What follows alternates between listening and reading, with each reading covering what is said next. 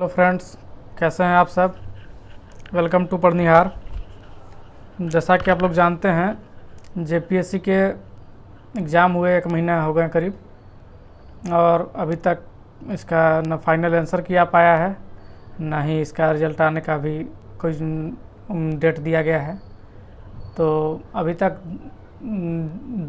एक आंसर किया आया था और एक रिवाइज आंसर किया आया है, और मीडिया में उस रिवाइज आंसर की का भी एक करेक्टेड रिवाइज आंसर किया गया है।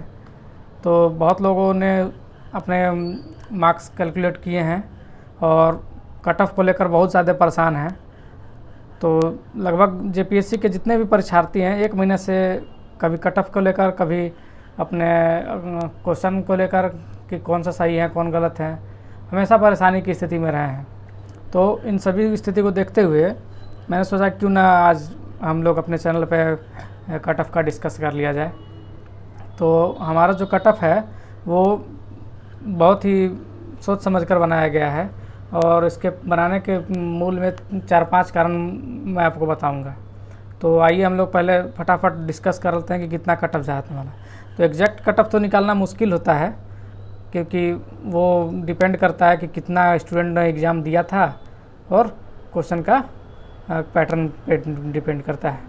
ठीक है, तो हम लोग जो हो सकता था हम लोगों ने इसमें सावधानियां बरती हैं और हम लोग कट ऑफ तैयार किए हैं। आइए डिस्कस करते हैं।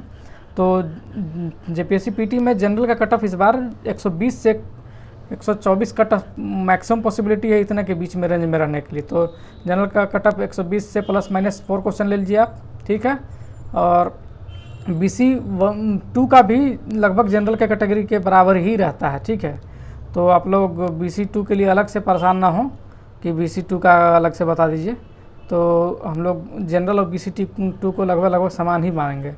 BC1 का कट ऑफ हम देखेंगे तो ये जाएगा 118 क्वेश्चन ±4 कर लीजिए इसको। तो मतलब इसका रेंज आपको 114 से लेकर, ठीक है, 124 क्वेश्चन तक के बीच में रह ही रहेगा। एकदम कोई भी स्थिति में इतना इसे बीच में ही रहेगा, इससे आगे पीछे नहीं जा सकता है। ठीक है, ये मैक्सिमम पॉसिबिलिटी हम लेकर ही चले हैं। और एससी का कट ऑफ हम 113 ±3 क्वेश्चन कर लीजिए। जहाँ तक एसटी की बात रही तो वो 110 ±3 क्वेश्चन इसको करेंगे। देखिए, हमारा कट ऑफ निकालने का पीछे जो रीज़न है उनको हम पॉइंट वाइज समझने की कोशिश करते हैं। देखिए, जो क्वेश्चन का लेवल था इस बार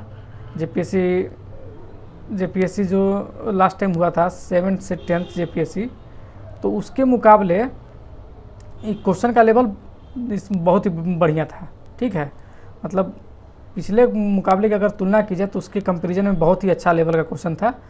तो पहला कारण ही हो गया इसके कट ऑफ के चलते। दूसरा रीज़न ये हो गया कि नंबर ऑफ़ स्टूडेंट जो शामिल हुए हैं इस बार वो थोड़ा पिछले मुकाबले कम हुए हैं। जहाँ तक मीडिया रिपोर्ट्स की बात माने तो 1.5 से 2 लाख मैक्सिमम, 1.5 से 2 लाख कैंडिडेट ही अपीयर हुए थे पीटी में। ठीक है, तो ये पिछले बार जब हुआ था तो 3.5 लाख से ज़्यादा स्टूडेंट शामिल हुए थे। तो देख लीजिए, नंबर ऑफ़ स्टूडेंट तो इसी कम हो गया। और जो नंबर ऑफ़ सीट है इस बार, नंबर ऑफ़ सीट जो है वो करीब 90 सीट जहाँ तक ज़्यादा है पिछले के मुकाबले।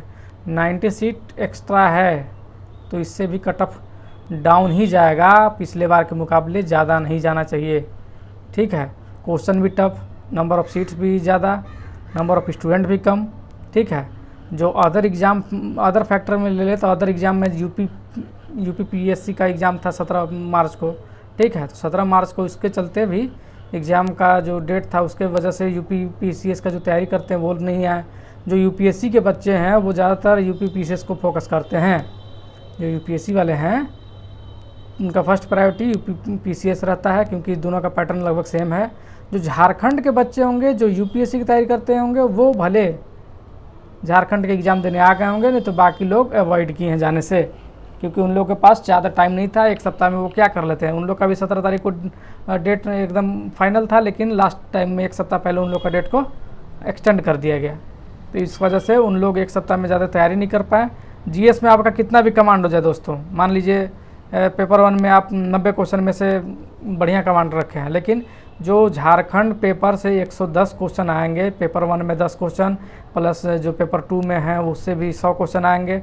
तो जो झारखंड का जो पेपर है उसको पढ़ना एक सप्ताह में कोई आसान बात नहीं है दोस्तों, उसके लिए आपको तैयारी करना ही पड़ेगा। तो इस वजह से जो इस बार फर्स्ट टाइम एग्ज़ाम दे रहे थे उनके लिए भी क्वेश्चन आसान नहीं था, और जो पहले से भी तैयारी किए थे उनके लिए भी उतना आसान नहीं था, क्योंकि जो प्रिपरेशन टाइम था वो कम था। लगभग हम मुझे जहाँ तक याद है 4 मार्च तक तो करेक्शन डेट ही था फॉर्म फिलिंग का जेपीएससी का। हाँ, और 4 से 17 के बीच में लगभग 13 दिन होते हैं। तो 13 दिन में कितना स्टूडेंट तैयारी कर लेगा, तो इसके वजह से भी कट ऑफ कम जाने की उम्मीद है। और जो आपका पेपर का जो फर्स्ट का लेवल था वो मॉडरेट टू हाई था, मतलब मॉडरेट टू टफ था, वो ईजी नहीं था बिल्कुल।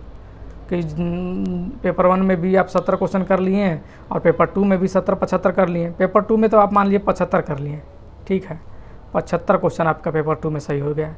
लेकिन पेपर 1 में क्या स्थिति है, लोगों का थोड़ा जानने की कोशिश किए हैं कभी? उसमें 50 पहुंचने में बहुतों को समस्या आ रही है, बहुतों को समस्या आ रही है। इसलिए ज़्यादा इस पर कटअप नहीं जाने वाला है, ठीक है। जनरल का कटअप मैंने जैसा कि बता दिया 120 से ऊपर नहीं जाना चाहिए। अगर बहुत ही स्थिति ख़राब हो गई, जो अनप्रडिक्टेबल होता है, उसमें 124 जाने की उम्मीद है, नहीं तो 120 ही रहेगा, ठीक है। 120 मैक्सिमम पॉसिबिलिटी, आपका 124 और 120 के बीच में ही रहेगा, ठीक है। आ जाइए आप लोग रिजल्ट की बात जहाँ तक हम लोग कर लेते हैं। तो मुझे लग रहा है कि जो रिकरेक्टेड आंसर किया है वो रिज़ल्ट के 1-2 दिन पहले या फिर रिज़ल्ट के ही दिन आएगा। और रिज़ल्ट की जहाँ तक बात करें तो 20 से 25 अप्रैल के बीच में एकदम संभावित, एकदम फुल कंफर्मेशन के साथ बता रहे हैं आपको दोस्तों, ठीक है। हाई पॉसिबिलिटी 20 से 22 के बीच में है, और नहीं 20 से 22 के बीच में आया तो 25 तक तो एकदम कन्फर्म मान लीजिए। तो अगर आप कोई भी कैटेगरी से हैं, अगर आपका 115 क्वेश्चन से ऊपर आ रहा है, ठीक है, तो आप तैयारी करते रहिए दोस्तों, क्योंकि तैयारी काम ही आता है, कभी व्यर्थ नहीं जाता तैयारी किया हुआ। आपका इस साल नहीं काम आएगा तो अगले साल काम आ जाएगा। हाँ, जेपीएससी के मान लीजिए पीटी में अगर किन्हीं बंधुओं का कम नंबर से अगर नहीं होता है, दुर्भाग्यवश, मैं तो चाहूँगा कि मैक्सिमम स्टूडेंट का हो, ताकि उन्हें भी मेंस में अपीयर होने का मौका मिले और वो एक नया एक्सपीरियंस महसूस करें कि कैसा देना रहता है, मेंस का अनुभव प्राप्त करें। तो 115 से ऊपर जिनका भी है वो जेपीएससी मेंस के तैयारी में लग जाएं दोस्तों। टाइम ना गंवाएं, डेली कट ऑफ के पीछे ना भागें, और आज न कल तो आ ही जाएगा, कहाँ जाएगा, ठीक है। और मान लीजिए अगर तैयारी कीजिएगा तो जुलाई में सीजीएल का भी डेट आने की संभावना है, ठीक है, तो सीजीएल का भी हो जाएगा। और अगर आपका सीजीएल का नहीं होगा तो सीडीपीओ का भी तो आ ही रहा है। अगर पढ़ेंगे तो व्यर्थ कभी नहीं जाएगा, ठीक है। इसी के साथ हम लोग अपनी इस चर्चा को आज विराम देते हैं। मिलते हैं फिर किसी नए वीडियो में, तब तक के लिए नमस्कार। सभी को जोहार। जय भारत, जय झारखंड।